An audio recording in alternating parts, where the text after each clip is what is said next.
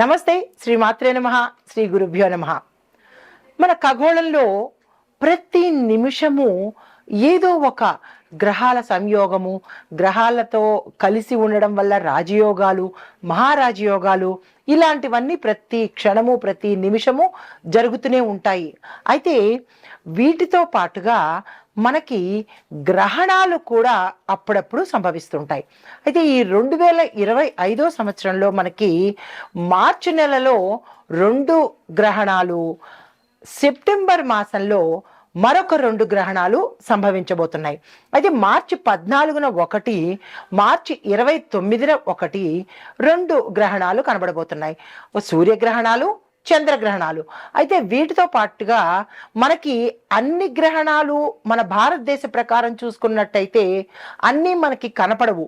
కొన్ని పాక్షికంగా కనబడతాయి, కొన్ని అస్సలు కనబడవు, కొన్ని విదేశాలలో కనబడుతూ ఉంటాయి.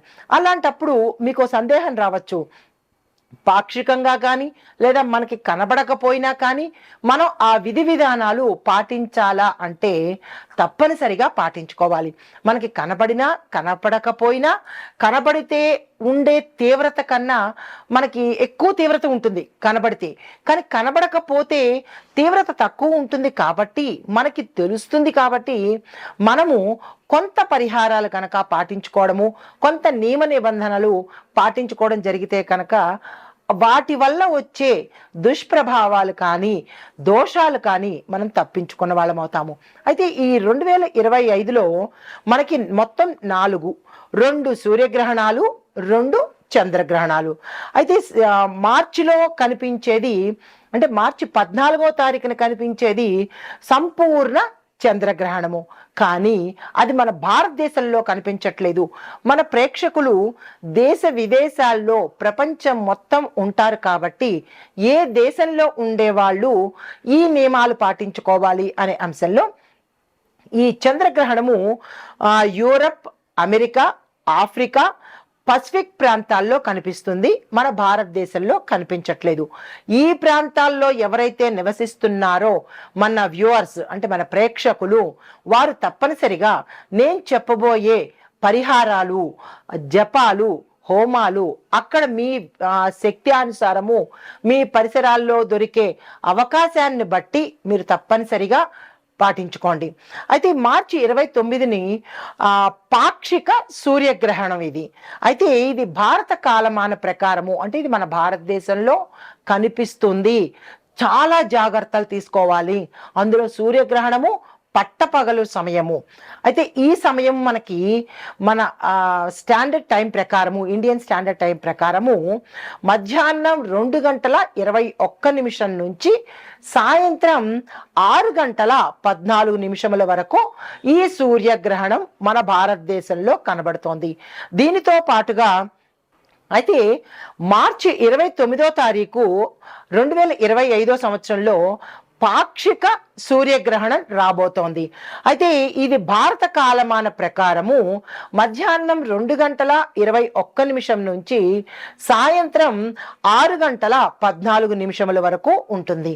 అయితే ఇది ఏ ఏ ప్రాంతాల వారికి వర్తిస్తుంది అంటే కనుక Bermuda, Barbados, Denmark, Austria, Belgium, ఉత్తర బెల్జియం అంటే north Belgium, Finland, Germany, France, Hungary, Ireland, Morocco, Greenland, తూర్పు కెనడా, లిథువేనియా, నెదర్లాండ్స్, పోర్చుగల్, ఉత్తర Russia, Spain, Suriname, Sweden, Poland, Norway, Ukraine, Switzerland, England మరియు యునైటెడ్ స్టేట్స్ ఆఫ్ అమెరికా యొక్క తూర్పు ప్రాంతాల్లో ఇది కనిపిస్తుంది. కాబట్టి ప్రేక్షకులు మీరు ఏ ఏ ప్రాంతంలో ఉన్నారో, దేశ విదేశాల్లో ఉన్నారు కాబట్టి మీ ప్రాంతానికి సంబంధించినటువంటి ఈ గ్రహణానికి సంబంధించినటువంటి నియమ నిబంధనలు తప్పనిసరిగా పాటించుకోండి. అయితే ఇది మన భారతదేశంలో కనిపించదు కాబట్టి పాక్షికంగా ఉంటుంది. కాబట్టి మన భారతీయులు కూడా దీనికి సంబంధించినటువంటి నియమ నిబంధనలను పాటిస్తే ఆ గ్రహణ దోషాల నుంచి తప్పించుకుంటాము. అయితే ఇది మరొక గ్రహణాలు సెప్టెంబర్ 7, 8 సంపూర్ణ చంద్రగ్రహణము. ఇది మన భారతదేశంలో మాత్రం కనిపిస్తుంది. తరువాత సెప్టెంబర్ 21న పాక్షిక సూర్యగ్రహణము, అంటే 2 చంద్రగ్రహణాలు 2 సూర్యగ్రహణాలు మార్చి సెప్టెంబర్ మాసాల్లో కనిపించబోతున్నాయి. అయితే ఈ సూర్యగ్రహణము మన భారతదేశంలో కనిపించట్లేదు, చంద్రగ్రహణం మాత్రమే కనిపిస్తోంది. ఏ దేశాల్లో కనిపిస్తోంది ఈ పాక్షిక సూర్యగ్రహణము సెప్టెంబర్ నెలలో అనే అంశాన్ని మనం తదుపరి సెప్టెంబర్ నెలలో వివరంగా తెలియచేసుకుందాము. అయితే ఇప్పుడు మన భారతదేశంలోనూ మిగతా దేశాల్లోనూ మార్చి 29వ తారీఖు కనపడబోయే ఈ గ్రహణానికి సంబంధించినటువంటి సమయాలు, సూతక కాలము, పట్టు విడుపు నియమ నిబంధనలను వివరంగా చెప్తాను. నోట్ చేసుకోండి లేదా మరలా వినే ప్రయత్నం చేయండి. అయితే గ్రహణ ప్రారంభానికి 12 గంటలు సూతక కాలము అంటారు. గ్రహణం పట్టే సమయం మనం చెప్పుకుంటున్నాము, దానికి ముందు 12 గంటల నుంచి సూతక కాలం కాబట్టి ఆ సమయంలో నియమాలు ఏంటంటే ఆహారము తీసుకోకూడదు, పూజలు చెయ్యకూడదు, ముఖ్యమైన కార్యక్రమాలు అంటే పెళ్ళిళ్ళు కానీ ఉపనయనాలు కానీ లేదా ఒడుగులు బారసాలలు ఇలాంటివి ఏవైనా గృహప్రవేశాలు ఏదైనా శుభకార్యాలు ఉంటే అవి ఆపివేయవలసిన పరిస్థితి. దీంతో పాటు గర్భిణీ స్త్రీలు మాత్రము ప్రత్యేకమైన జాగ్రత్తలు తప్పనిసరిగా తీసుకోవాలి. తర్వాత గ్రహణ అనంతరము, గ్రహణం ముందు స్నానము, సూతక కాలంలో ఏమీ చెయ్యకూడదు. గ్రహణ అనంతరము స్నానం చేసి మనము గరికతో ఇల్లంతా శుభ్రం చేసుకుని, పసుపు నీళ్లతో శుభ్రం చేసుకుని, ఆ తరువాత స్వామివారికి పూజా కార్యక్రమాలు చేసుకుని విధి విధానంగా మనం అన్ని కార్యక్రమాలు చేసుకోవచ్చు.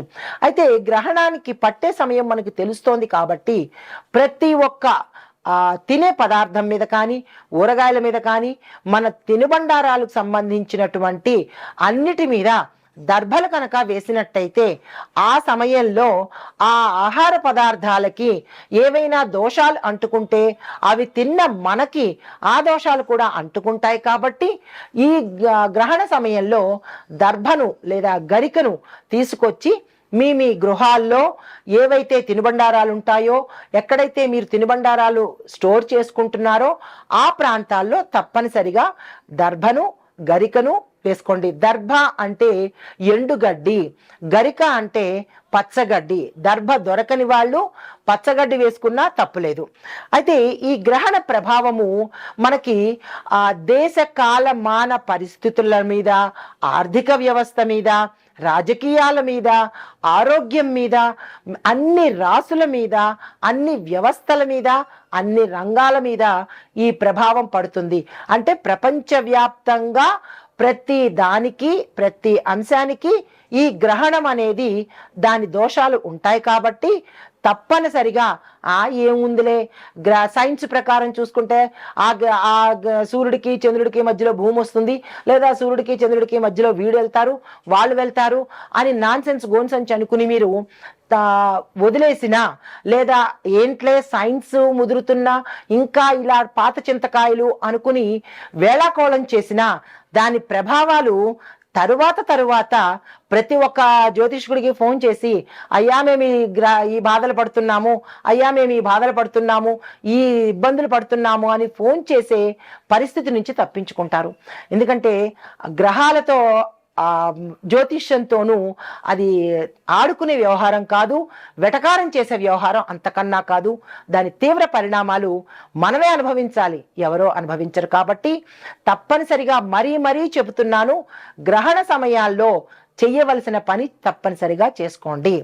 అయితే ఈ గ్రహణ సమయంలో ఆధ్యాత్మిక కార్యక్రమాల్లో పాల్గొనడము, తరువాత ఏదైనా మంత్రం దీక్ష తీసుకున్నా, ఉపాసనా దీక్ష తీసుకున్నా, సిద్ధి దీక్షలు తీసుకున్నా, లేదు మేమేమీ తీసుకోలేదు అని అనుకున్నా కానీ ఈ సమయంలో మీరు ఏదైనా ఒక మూలమంత్రాన్ని, ఏ భగవానుడిదైనా పర్వాలేదు, మూలమంత్రాన్ని కనుక నిరంతరము ఆ సమయంలో కనుక జపించినట్టయితే విశేషమైన ఫలితాలు అంటే ఏ కోరిక కోరుకుని తీసుకునే వాళ్ళు కొంతమంది ఉంటారు.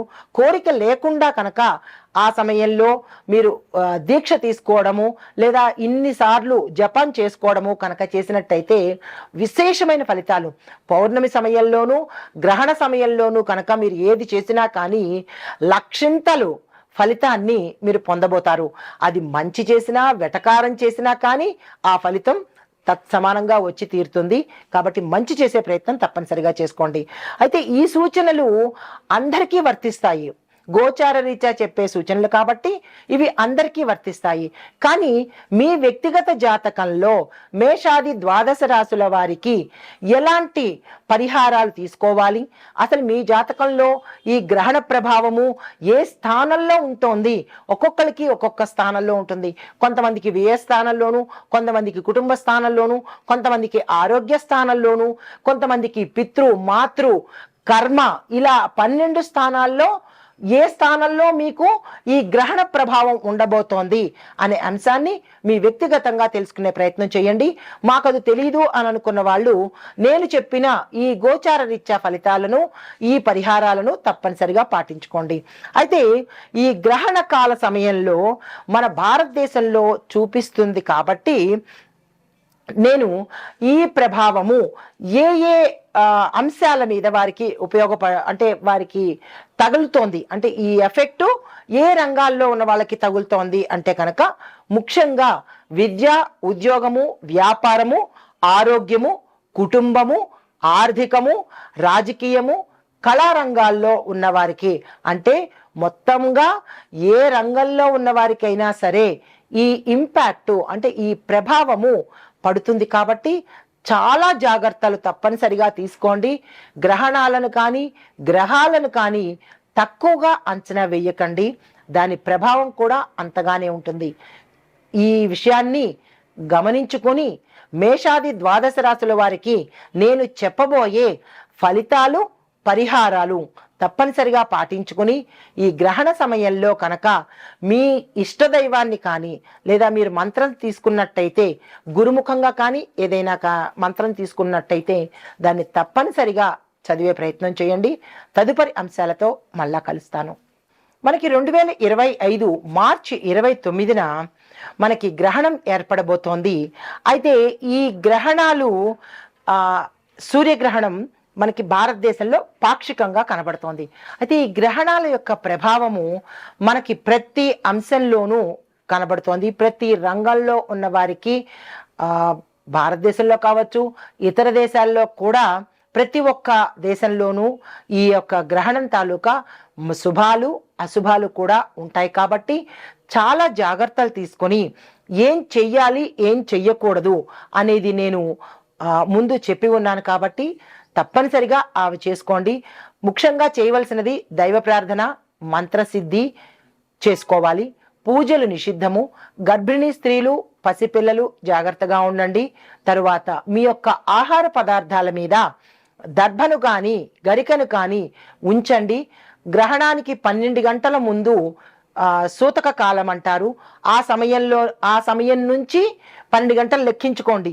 ఆ సమయం నుంచి మళ్ళా గ్రహణం విడుపు అయ్యే వరకు ఎటువంటి కార్యక్రమాలు చేయకండి. ఆహారం తీసుకోవడం కానీ, పూజలు చేసుకోవడం కానీ, శుభకార్యాలు చేసుకోవడం కానీ ఇలాంటివన్నీ నిషిద్ధము. దాంతో పాటుగా మీరు చేయవలసిన పని, గ్రహణం పడుతోంది అని అనగానే తలస్నానం చెయ్యండి, శుభ్రతను పాటించండి.